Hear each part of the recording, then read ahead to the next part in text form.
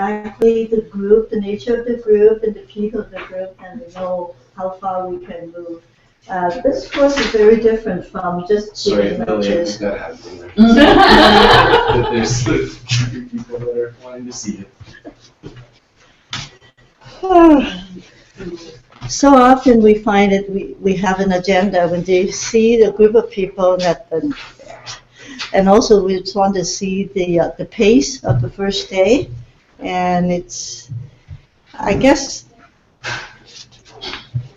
for this first hour, I always wanted to get feedback from you, and also it is so important that we learn from one another. If you just want the lecture, you could read it, you can read articles, but it is the opportunity of learning from each other, and this is what the course was structured for. Okay, I feel very unnatural to be so far away from you, so I'm a little bit self-conscious. And you know, two of the important topics in the registration is self-disclosure, and what else? How do you manage transference and counter-transference? And so I thought, yesterday you spent quite a bit of time talking about self-disclosure. And I just wanted to have some feedback, some interaction, and also share some experiences that you have had. I have asked Steve not to tape because we just wanted you to feel free. And the reason we are doing this is so that the 3 people doing online can participate. Is that okay? So just feel free to react and interact and tell us what you learned from lecture yesterday about self-disclosure, how important it is, and have you done so? And what have it been successful in your experiences? And in some areas you say, that was a disaster. Okay, share it. And then we can. Would that be okay with you? Good. So I thought we'll spend an hour just talking about sharing our experience in self-disclosure. What is self-disclosure? Anybody want to give me a definition?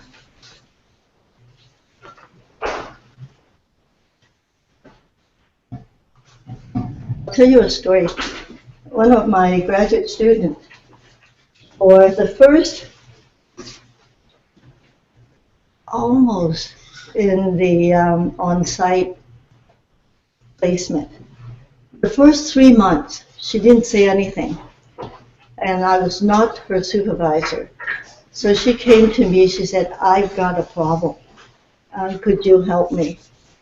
I have not been supervised. And I said, well, you've been placed, yes. But I have not been supervised. So what's happening was, she was the practicum student placed on site working with clients. And at the end of the session, usually you go to your supervisor and you debrief and you move on for the next session. But every time during supervision, the supervisor was so, I guess, not really centered. And she used our student as someone she would talk to about her own experiences, going through her own stuff. She said, I'm not getting any supervision. And I became her counselor. I mean, those things do happen. And sometimes now that's overdone because you want to express your own, something triggered, and you say, I have such and such. So what are the limits? What kind of sharing is okay? What kind of disclosure is not okay? And how do you judge? Now, you are all experienced psychotherapists, counselors, and professionals. Give me some feedback, what your experiences are, and what is the function of this self-disclosure? Yes, please.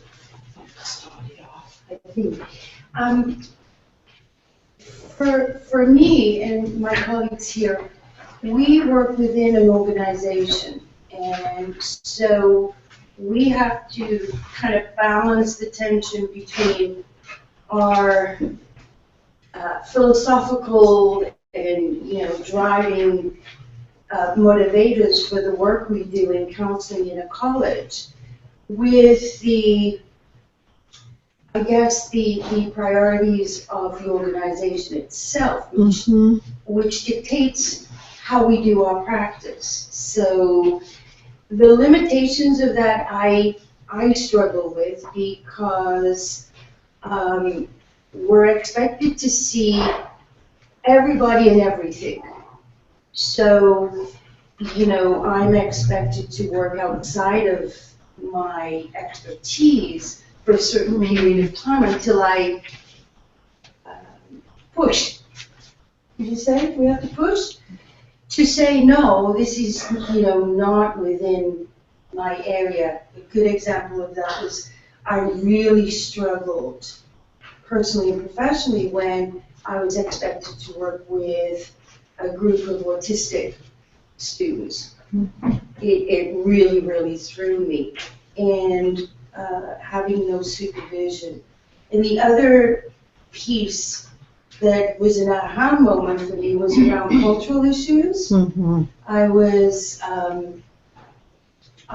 with a young Asian student, and I happened to have an Asian colleague with me. And they were talking about some things, and I completely missed the importance. They were talking about dreams, and I completely missed the importance of that piece for the student until my colleague said, culturally, that is a huge piece for this young woman. And I completely missed it. It was like, oh, I need to be talking more about these kinds of things. You have brought up two very important. We always practice within our competencies. And we could say, well, that is something that I don't really know, but I can learn about it. Or I could get somebody who is familiar with this. And this is ethical issue. I cannot practice outside my competence. But that makes that we could learn more, right? If that is your interest. But at the moment, I'm not. And second issue is the cross-cultural issue. And this afternoon, it's a huge issue, especially Toronto becomes very diverse, and we are multicultural in all cities now. And we really need to have the knowledge of multiculturalism. And so this afternoon, we're going to start on the how to use the cultural self. What do we mean by cultural self and multicultural self? So we're going to explore that area this afternoon, but we will continue next weekend because it's impossible to cover within an hour and a half. And that's unrealistic. So what is self-disclosure? How much you open up and what kind of material can you disclose? Could I have my slide on? Please. And why do we disclose? What is the function? What are the functions? Sometimes to make the client more comfortable and be able to open and trust. Okay. Is to build trust. Yes. Right. And it's build relationship. Yes. Right. I use it so that they realize that I understand what you're saying. The way I'm saying, no, I got it. Good. But it only to help, just to make the point just to make a point then that I understand. All right. Good. For me, I think, Louder. I have to be so far away. Oh, that's okay. Okay, so I do some grief counseling as part of my job, and my husband died some years ago, and so I'm always always thinking through when I'm working with clients that are experiencing grief in terms of when share that I might not do. I think for me, the guiding principle is it should not be about me and the fact that I want to talk about that. It's more to make a connection, and I rarely bring it up, and mostly because clients raise, they'll ask a direct question like, have you ever lost anyone before? Or I see where they're stuck, and they can't, because they've shared that, well, people can't resonate unless they really can't get it. Sometimes I'll just bring it up right then and just move on to, I get it. I know our experiences are different, but I've been there, kind of thing, and that kind of like opens them up a little bit more, and we just move from there. But what would you do if during counseling and your client said something that triggered your soft spot? For example, you talk about grief, and all of a sudden the setting and the mood, and it triggers your emotion. What would you do?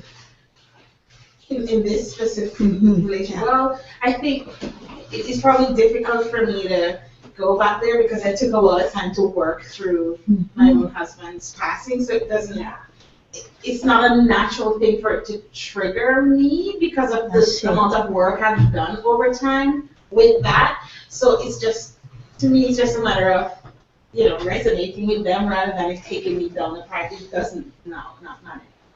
And that is one good example to say that if you have issues, you have to deal with that personally. So that when you have clients that will trigger those areas, then you're already dealt with. Now that is easy said than done. Yeah. Because I remember one time I was working with this client, and they actually started to go down that road with me. So how did you do that? And I had to just like, this is your session. It's not about me. So we kind of just redirected them back to where. Well, that's what I did in that setting. Because I didn't feel. If I were the client and I said, I want to hear how you dealt with that. Well, I remember once, and I actually had to talk about it after, because I remember one, not recently, but before, where I said, well, this helped me going to therapy, helped to having, something that I used to memorializing, that helped, and just having just a good supportive network helped, and then kind of just went back to them, Right. So. Right. Any other? We can use Yes. bracketing skills. It's a process that I learned through psychodrama. It's basically when something mirrors, our clients mirror issues sometimes, is to really getting into the habit of something goes on and say, okay, and put it on the wall and I'll deal with it later. I have to be present for the client. But as a primary modality of feminist therapy, we do make disclosures as a way of saying that the experience of violence is not the experience of just you, to normalize and also to build some connectedness in some of the sentiments that have been expressed in terms of I've been there, I understand, though I qualify it. Our experiences are different based on who we are and who does what to whom.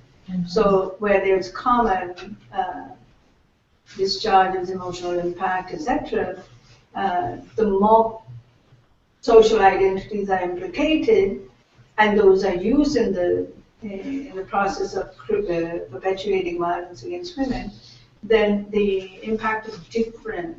So, for example, disabled women who are also having some other kind of disorders of a neurological nature, who sees all the time, even in the middle of therapy, we have to rethink our structures of how we work with them, because we might be only able to do this one. They're seizing half the time in the session. So what I'm saying is they experience the impact is very intense because of the cumulative impact if they were told that they were disabled and nobody would desire them. Therefore, nobody would believe them that they were sexually assaulted or they were whatever happened, particularly in terms of sexual assault. But yeah, so I just wanted to make a few comments. Thank you. Yes, Toby? I find in a similar vein of, I work with a lot of women who've experienced trauma. Mm-hmm.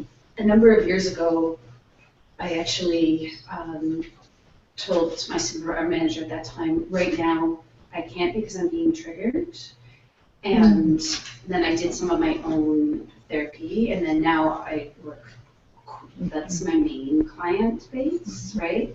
But I also use sometimes the term we, if we are talking about the experience that women who experience violence or that even sexism in society. And so I do incorporate sometimes this is a common experience and this is sometimes what we experience. To show you understand what they are going through, and it is normal when you have that kind of experiences. Mm-hmm. So I don't necessarily disclose specific examples, but using the term we to have the general, and then move more into their specific. Mm-hmm. Any other